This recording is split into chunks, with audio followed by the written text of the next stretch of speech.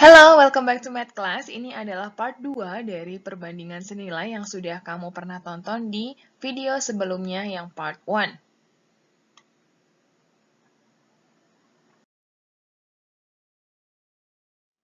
Oke, kita akan lanjutkan ya dengan perhitungan atau bagaimana cara menyelesaikan perbandingan senilai. Tapi sebelumnya, kita akan melakukan brief review dulu untuk recall kita punya memori tentang apa itu perbandingan senilai. Berikut ini adalah contoh-contoh perbandingan senilai dalam kehidupan sehari-hari. Seperti ini, hopefully kamu ingat ya gambar-gambar ini, dan ini.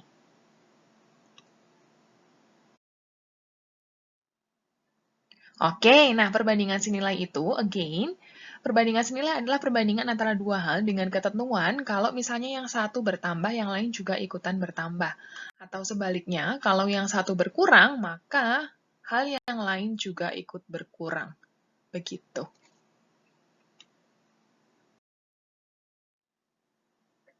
Nah, untuk perhitungan perbandingan sendiri, khususnya perbandingan senilai, itu bisa dilakukan dengan dua cara.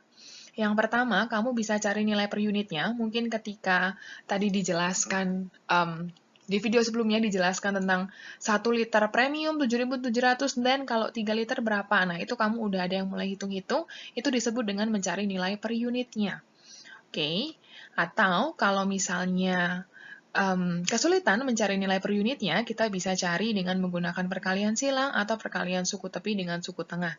Tapi dalam hal ini, salah satu aja ya, yang akan kita bahas adalah perkalian silang. Apa itu perkalian silang? Jadi, kalau kamu punya perbandingan, misalnya kamu punya A banding B, baru dibandingkan dengan C banding D. Nah, ini perkalian silang itu bisa didapatkan dari kamu silangkan ini. Ini ke sini, dan ini ke sini, gitu ya. Namanya adalah silang, jadi saling menyilang, gitu ya. Jadi nanti akan didapatkan A dikali D sama dengan B dikali C, ya.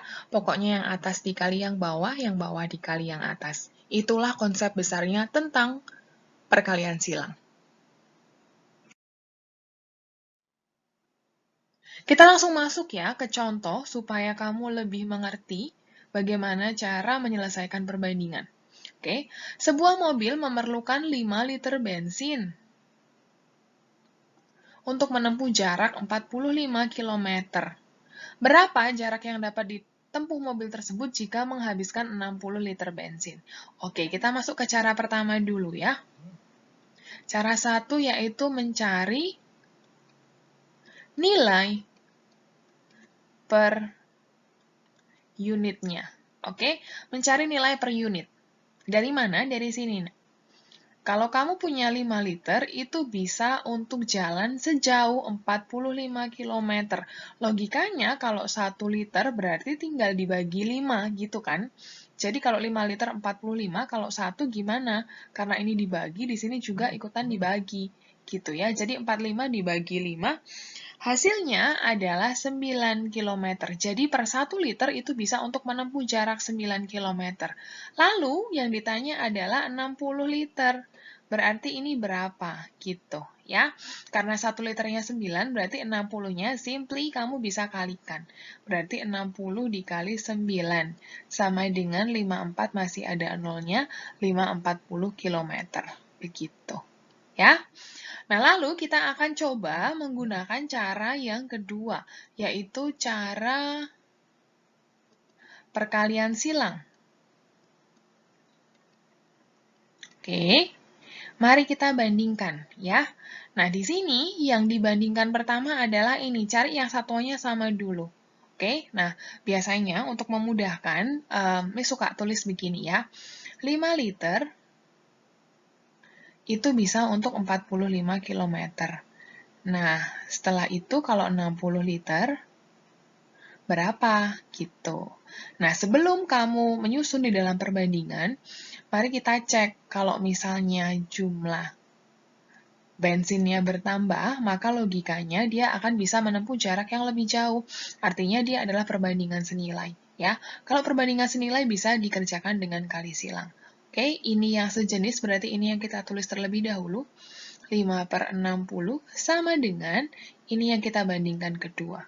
45/X. Oke? Jadi itu langkahnya.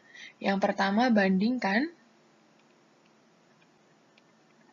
antar besaran yang sejenis. Gitu ya.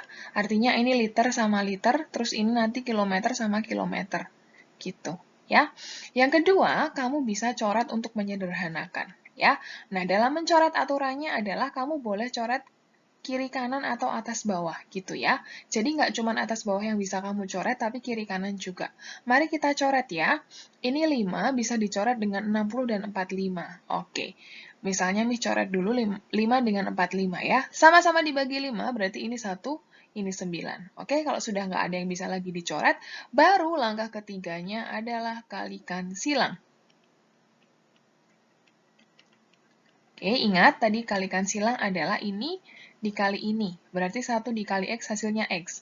Sama dengannya tetap di sini, tinggal 60 dikali 9 hasilnya adalah 540. Sama ya. Jadi sebenarnya hasilnya sama aja.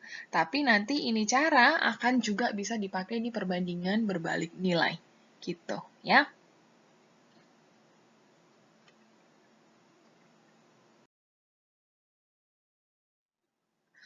Oke, berikutnya contoh kedua. Miss Yael punya usaha sampingan berupa konveksi tas kain.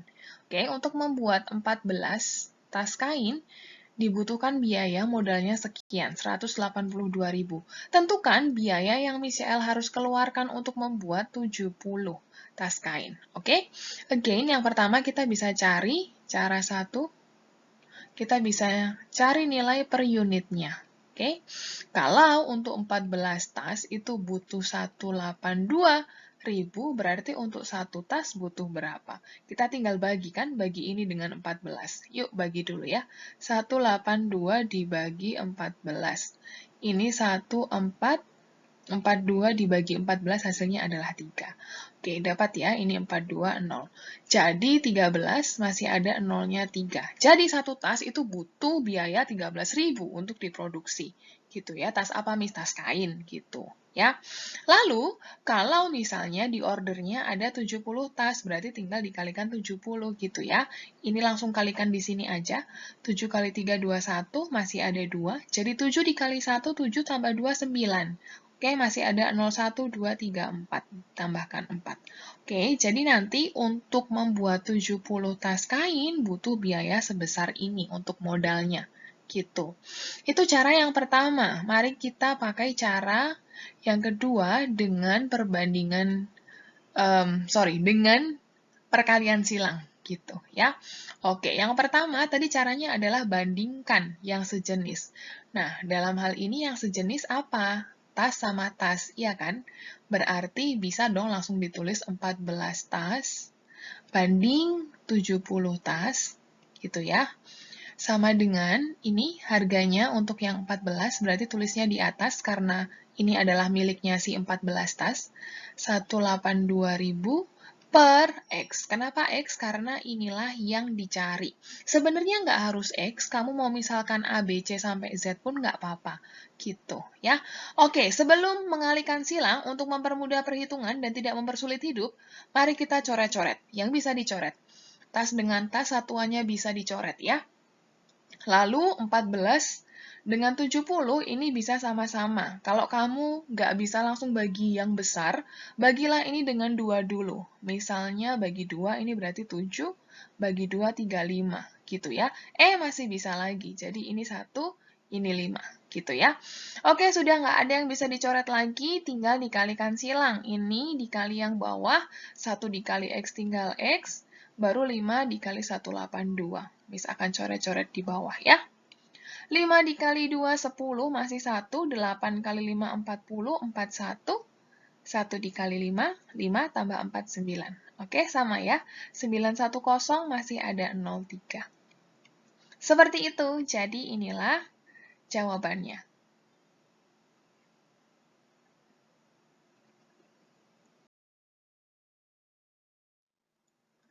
Oke ya, contoh terakhir ini a little bit complicated, more complicated than the previous one, tapi nggak apa-apa. Mari kita kerjakan sama-sama ya. Oke, persediaan gula pasir di rumah Miss Yael lagi adalah sebanyak 750 gram.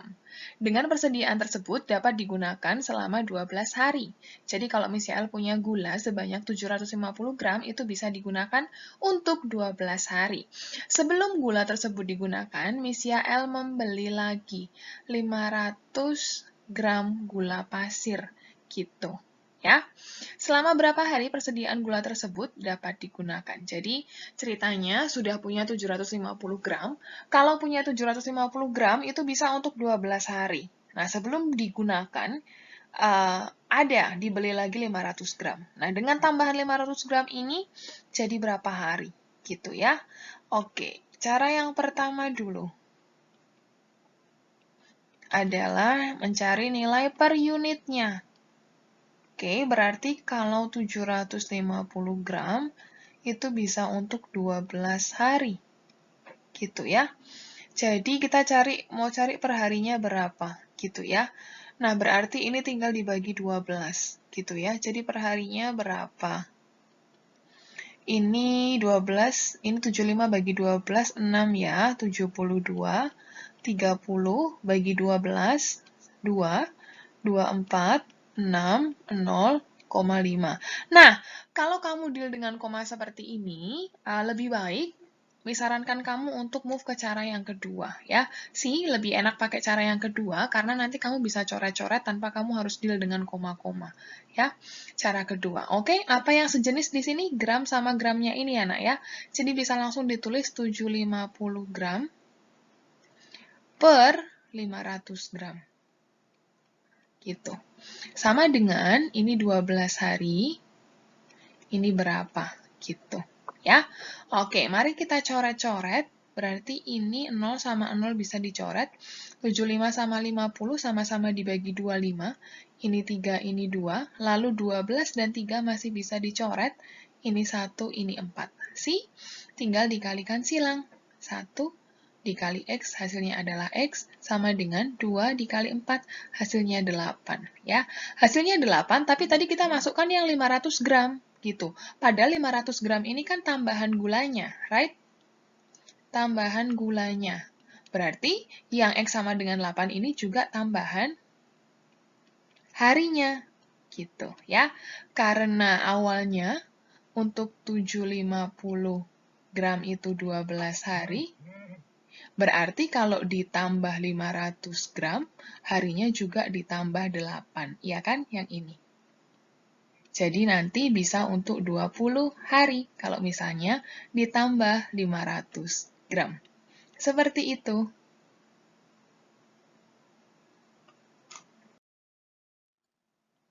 Oke, silakan exercise-nya dikerjakan di Quizizz.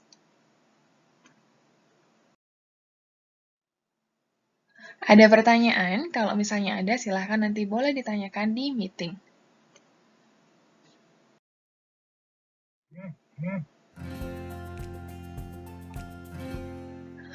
Terima kasih sudah menonton video ini, sudah faithfully menonton dari awal sampai akhir. Semoga mengerti, and see you on the next video. Bye-bye!